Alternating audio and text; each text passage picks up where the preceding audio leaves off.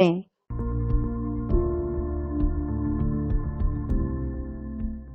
नमस्कार। हमारा देश और पूरा विश्व आज कोविड-19 की चुनौती का सामना कर रहा है। कोविड-19 अभी खत्म नहीं हुआ है। ऐसे में हमारा फर्ज है कि हम सतर्क रहें। इसलिए जब तक दवाई नहीं तब तक कोई ढिलाई नहीं। कोरोना से बचाव के लिए जरूरी है नियमित रूप से हाथ धोना, मास्क पहनना और आपस में उचित दूरी बनाए रखना। याद रखिए, 2 गज दूरी, मास्क है जरूरी। खांसी, बुखार या सांस लेने में कठिनाई होने पर हेल्पलाइन नंबर 1075 पर संपर्क करें। नमस्कार बच्चों, मैं अजय चौरसिया, माध्यमिक शिक्षक, शासकीय उत्कृष्ट विद्यालय सिलवानी, जिला रायसेन, आप सभी का सामाजिक विज्ञान की इस कक्षा में एक बार पुनः स्वागत करता हूं। आज हम कक्षा 9वीं की NCERT की अर्थशास्त्र के अध्याय 3 निर्धनता एक चुनौती का अध्ययन करेंगे। इस अध्याय के अंतर्गत हम राम सरन की कहानी के माध्यम से शहरी निर्धनता, लखा सिंह की कहानी के माध्यम से ग्रामीण निर्धनता और इसके पश्चात इस अध्याय में हम इन दोनों ही प्रकार की निर्धनता का तुलनात्मक अध्ययन करेंगे। सामाजिक वैज्ञानिकों की दृष्टि में निर्धनता क्या होती है, सामाजिक अपवर्जन क्या है, ये लोग किस प्रकार से असुरक्षित रहते हैं, निर्धनता रेखा क्या है, निर्धनता के अनुमान कौन लगाता है, असुरक्षित समूह क्या हैं, इसको समझने के लिए हम शिवरमन की कहानी का अध्ययन करेंगे। क्या हमारे देश में सभी राज्यों में निर्धनता समान रूप से व्याप्त है, इसको समझेंगे हम अंतर्राज्यीय असमानताओं के अंतर्गत। वैश्विक निर्धनता परिदृश्य में हम दुनिया के कुछ देशों की निर्धनता का अध्ययन करेंगे।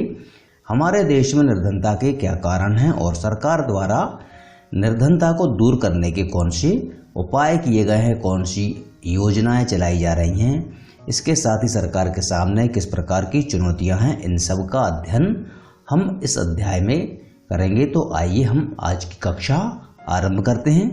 बच्चों, सबसे पहला सवाल ये उठता है कि आखिर गरीब कौन है।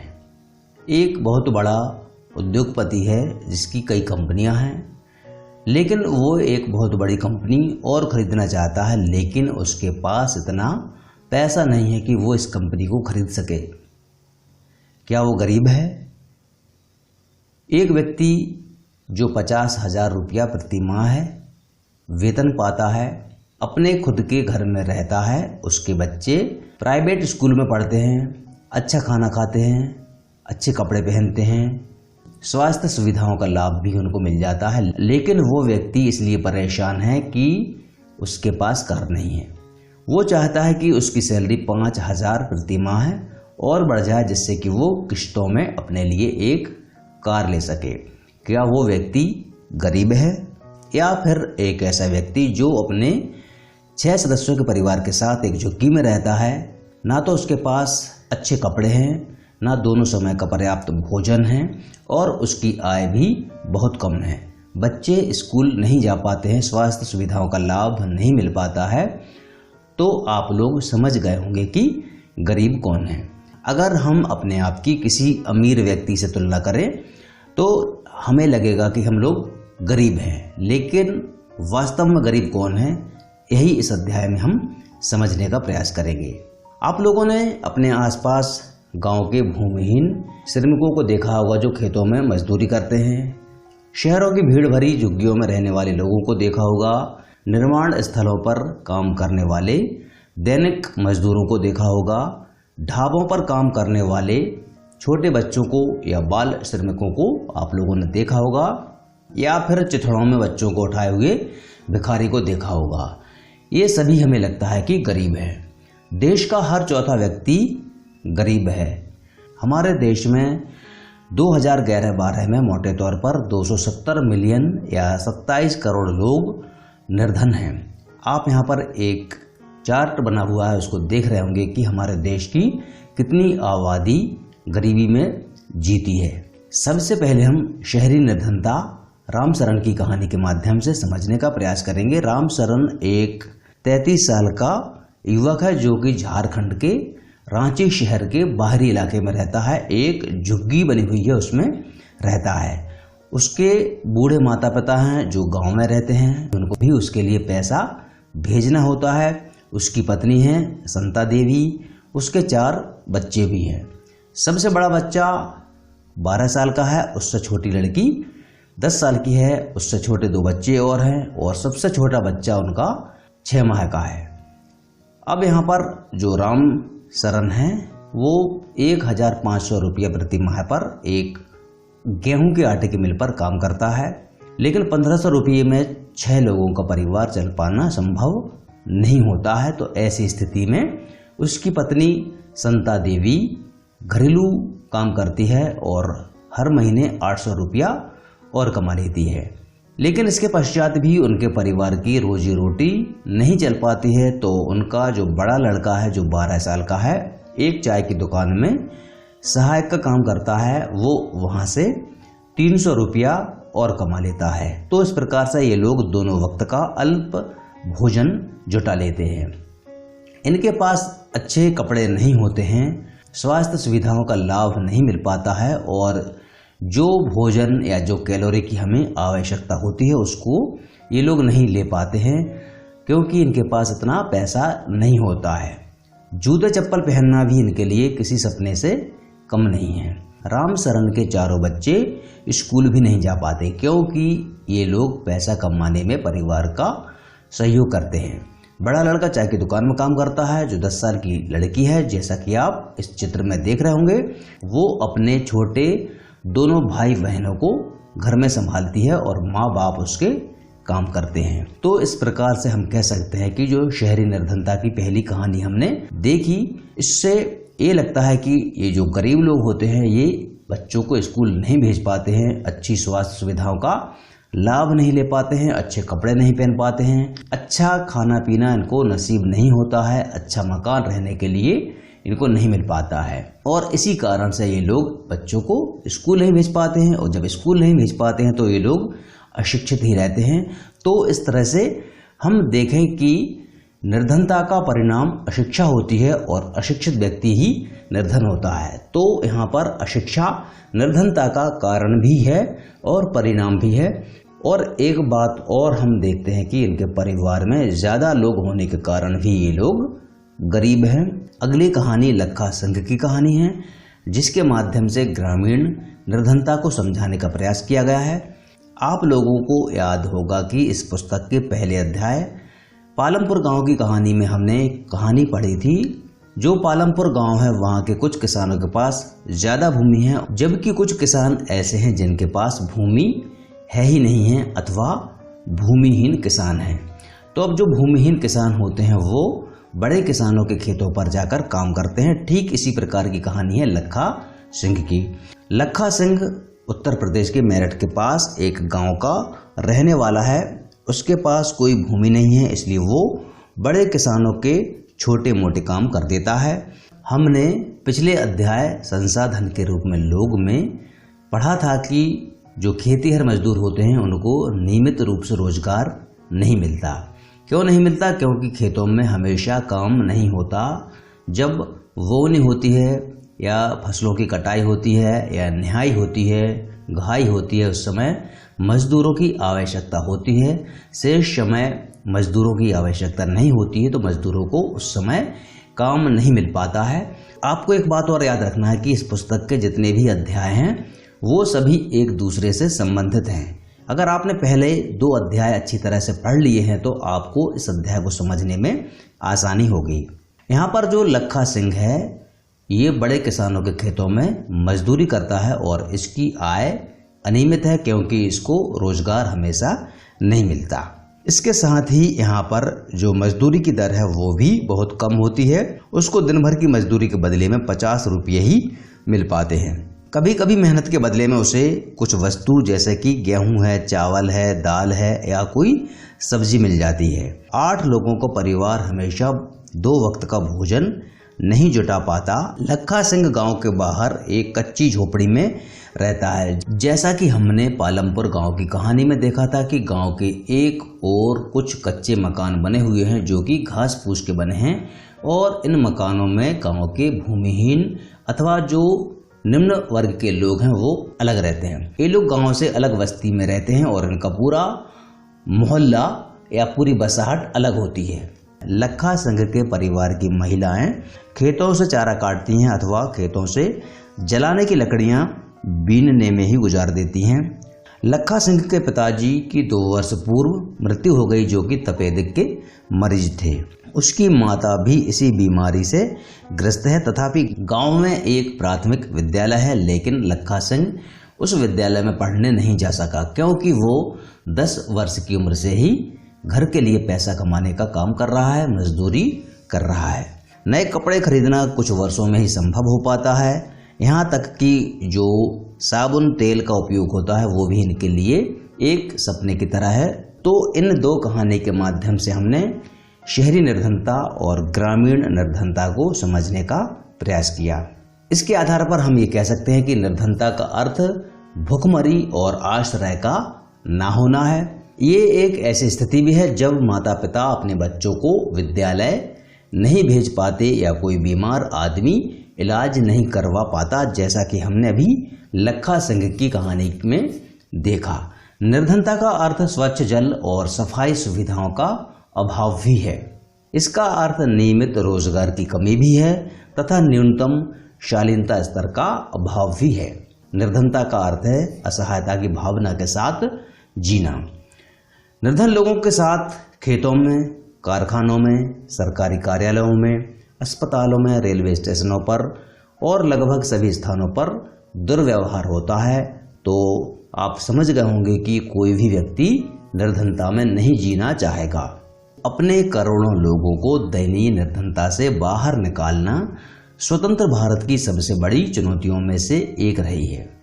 महात्मा गांधी हमेशा इस बात पर बल दिया करते थे कि भारत सही अर्थों में तभी स्वतंत्र होगा जब यहाँ का सबसे निर्धन व्यक्ति भी मानवीय व्यथा से मुक्त होगा। अब हम यहाँ पर ये देखेंगे कि सामाजिक वैज्ञानिकों की दृष्टि में निर्धनता क्या है। सामाजिक वैज्ञानिक अनेक सूचकों के माध्यम से देखते हैं। सामान्यतः प्रयोग किए जाने वाले सूचक वो हैं जो आय और उपभोग के स्तर से संबंधित हैं। आप लोग समझ गए होंगे कि व्यक्ति की आय और व्यक्ति कितना उपभोग कर रहा है, अर्थात कितना कमा रहा है, कितना खा रहा है, इसके आधार पर हम ये पता करते हैं कि व्यक्ति निर्धन है अथवा नहीं। आगे हम इसके बारे में और भी विस्तार से चर्चा करेंगे। इसके अलावा निरक्षरता का स्तर, कुपोषण के कारण रोग प्रतिरोधक क्षमता की कमी, स्वास्थ्य सेवाओं की कमी, रोजगार के अवसरों की कमी, सुरक्षित पेयजल और स्वच्छता तक पहुंच की कमी आदि जैसे अन्य सामाजिक सूचकों के माध्यम से भी निर्धनता को देखा जाता है। सामाजिक अपवर्जन। निर्धनों को बेहतर माहौल और अधिक अच्छे वातावरण में रहने वाले संपन्न लोगों की सामाजिक क्षमता से अपवर्जित रहकर केवल निकृष्ट वातावरण में दूसरे निर्धनों के साथ रहना पड़ता है। सामाजिक अपवर्जन निर्धनता का एक कारण और परिणाम दोनों हो सकता है। अब यहाँ पर एक नया शब्द आया है, सामाजिक अपवर्जन। अपवर्जन अर्थात एक समूह से व्यक्ति का दूसरे समूह में जाना। जैसा कि हमने पालमपुर गांव की कहानी में देखा था कि गांव के एक अलग हिस्से में कुछ कच्चे मकान बने हुए हैं, वहां पर निम्न आय वर्ग के लोग रहते हैं और गांव के जो अमीर लोग हैं वो एक अलग मोहल्ले में रहते हैं। तो ये क्या हो गया, सामाजिक अपवर्जन, यानी कि निम्न लोगों का समूह अलग तरह रहेगा और बड़े लोगों का समूह या उच्च वर्ग के जो लोग हैं वो अलग समूह में रहते हैं।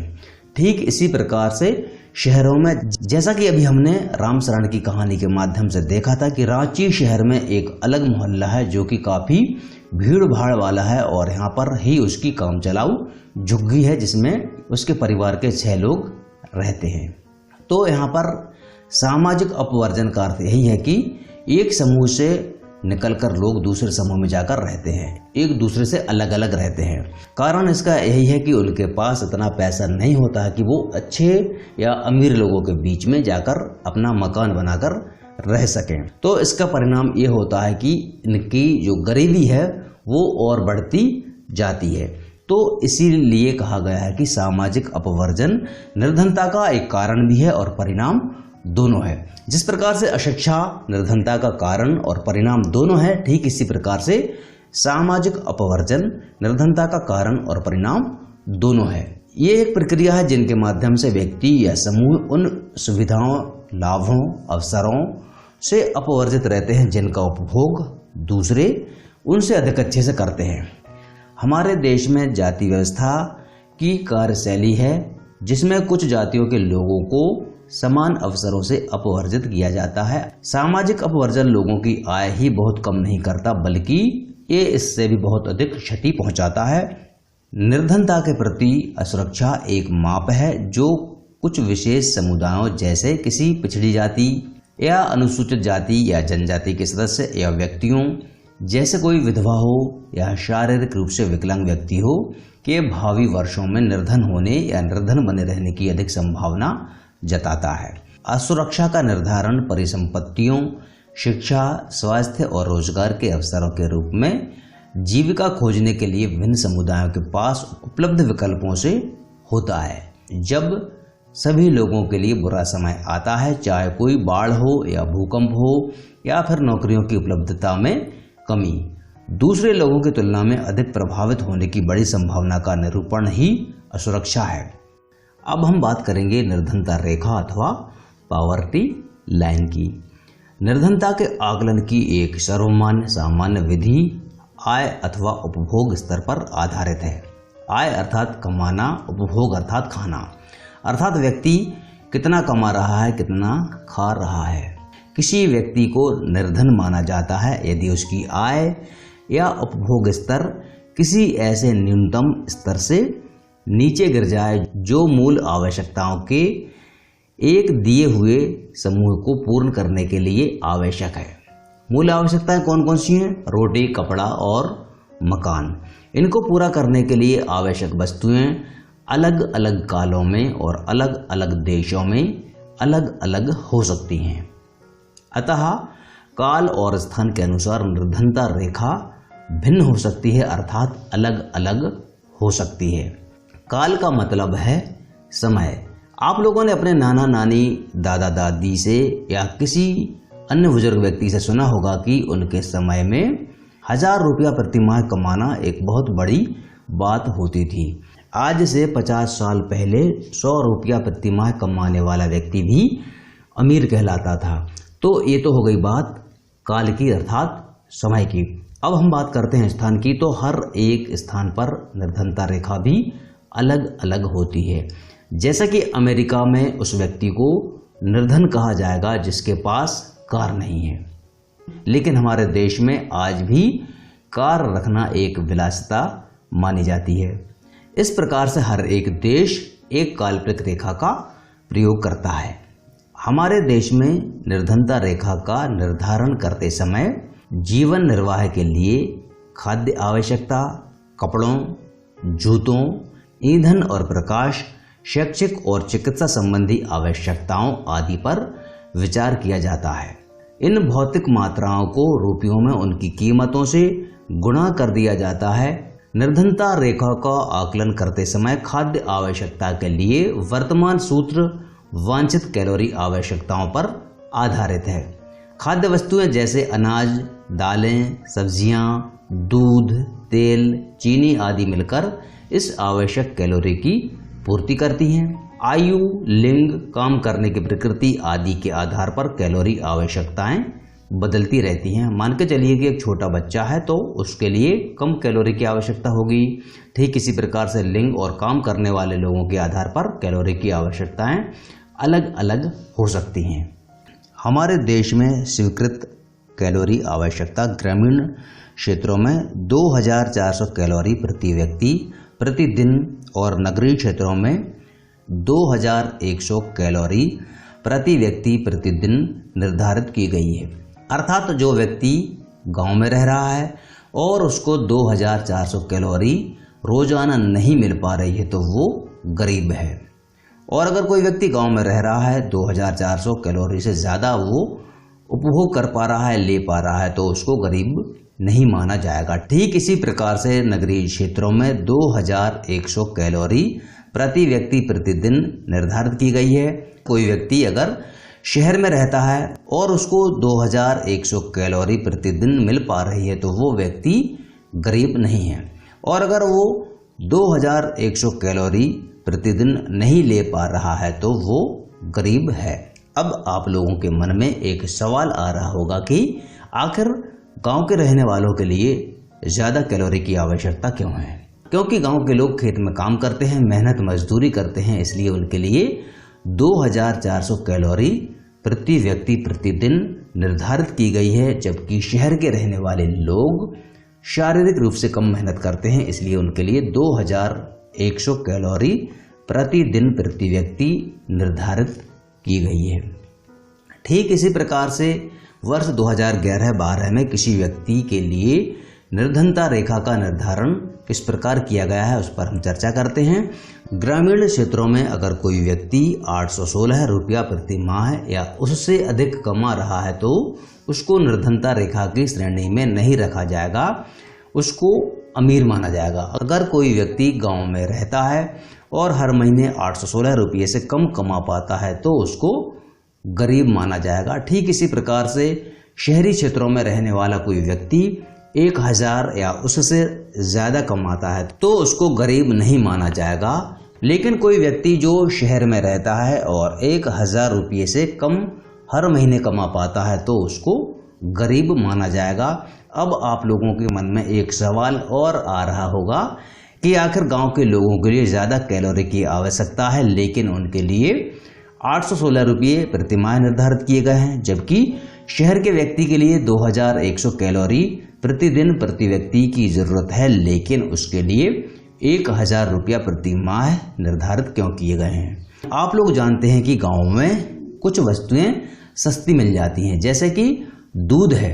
शहर में वही दूध महंगा मिलेगा लेकिन गांव में सस्ता मिल जाएगा। इसी प्रकार से अनाज है, दालें हैं, सब्जियां आदि हैं। तो ऐसी खाने पीने की वस्तुएं गांव में सस्ती होती हैं, वहां पर महंगाई ज़्यादा नहीं होती है, तो इसलिए वहां पर गरीबी रेखा का निर्धारण करने के लिए 816 रुपये प्रति माह निर्धारित किए गए हैं, जबकि शहरी क्षेत्रों में 1000 रुपया प्रति माह निर्धारित किए गए हैं। ये आंकड़े 2011-12 के हैं और ये अब नए आंकड़े जब आएंगे तो इसमें कुछ परिवर्तन आपको देखने को मिलेगा। अभी हमने बात की थी प्रति माह प्रति व्यक्ति आय की, अब हम बात करेंगे प्रति परिवार की। वर्ष 2011-12 में ग्रामीण क्षेत्र में रहने वाला 5 सदस्यों का परिवार निर्धनता रेखा के नीचे होगा यदि उसकी आय लगभग 4080 रुपये प्रति माह से कम है। अगर कोई परिवार 4080 रुपये से ज़्यादा कमाता है और 5 लोगों का परिवार है तो उसको गरीबी रेखा में नहीं माना जाएगा। ठीक इसी प्रकार से शहरी क्षेत्रों में अपनी मूल आवश्यकताएं पूरा करने के लिए कम से कम 5000 रुपया प्रति माह की आवश्यकता निर्धारित की गई है। अगर कोई परिवार इससे कम कमाता है तो उसको गरीब माना जाएगा और अगर 5000 रुपया प्रति माह से अधिक कमाता है तो उसको निर्धनता की श्रेणी में नहीं रखा जाएगा। निर्धनता रेखा का आकलन समय समय पर सामान्यतः हर 5 साल में एक बार होता है। NSSO अर्थात नेशनल सैंपल सर्वे ऑर्गेनाइजेशन राष्ट्रीय प्रतिदर्श सर्वेक्षण संगठन द्वारा ये सर्वेक्षण कराए जाते हैं। विकासशील देशों के बीच तुलना करने के लिए विश्व बैंक जैसे अनेक अंतर्राष्ट्रीय संगठन निर्धनता रेखा के लिए एक समान मानक प्रयोग करते हैं, जैसे $1.9 ये 2011 का डाटा है प्रति व्यक्ति प्रतिदिन के समतुल्य न्यूनतम उपलब्धता के आधार पर। अर्थात जिस प्रकार से हमारे देश में निर्धनता रेखा 816 रुपया और 1000 रुपया प्रति माह निर्धारित की गई है, ठीक उसी प्रकार से विश्व बैंक ने $1.9 प्रतिदिन निर्धारित की है।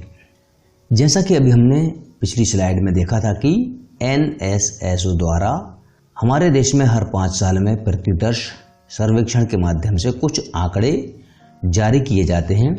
इन्हीं आंकड़ों के आधार पर सरकार ये पता करती है कि हमारे देश में कितने प्रतिशत लोग गरीब हैं। आप लोग स्क्रीन पर एक टेबल देख रहे होंगे, ये टेबल आपकी पाठ्य पुस्तक में भी देखने को मिल जाएगी। इस टेबल में जो आंकड़े दिए गए हैं उससे ये पता चलता है कि हमारे देश में किस प्रकार से गरीबी कम हो रही है। 1993-94 में हमारे देश में निर्धनता का अनुपात 45% था और निर्धनों की संख्या की बात करें तो 404 करोड़ लोग गरीब थे। 2004-05 में ये प्रतिशत घटकर 37 हो गया और यहाँ पर आप देख रहे होंगे कि निर्धनों की संख्या बढ़कर 407 करोड़ हो गई। यहाँ पर प्रतिशत में घटा है लेकिन संख्या बढ़ी है। इसका कारण यह है कि हमारे देश की जनसंख्या भी बढ़ गई थी। 2009-10 में हमारे देश में निर्धनता अनुपात 30% हो गया, जबकि 355 करोड़ लोग गरीब हैं। 2011-12 में हमारे देश में निर्धनता अनुपात 22% है, जबकि 270 करोड़ लोग निर्धनों की सूची में आज भी जीवन यापन कर रहे हैं। अगर यही प्रवृत्ति रही तो अगले कुछ वर्षों में निर्धनता रेखा से नीचे रहने वाले लोगों की संख्या और भी कम होकर 20% से भी नीचे आ जाएगी। इस अध्याय के शेष भाग पर हम अगले वीडियो में चर्चा करेंगे। फिलहाल अभ्यास हेतु कुछ प्रश्नों को नोट कीजिए। पहला प्रश्न है, गरीबी रेखा से क्या आशय है। दूसरा प्रश्न है, भारत में सर्वाधिक गरीब जनसंख्या वाले 3 राज्यों के नाम लिखिए। अगला प्रश्न है, भारत में गरीबी रेखा के नीचे रहने वाली जनसंख्या का आकलन किसके द्वारा किया जाता है।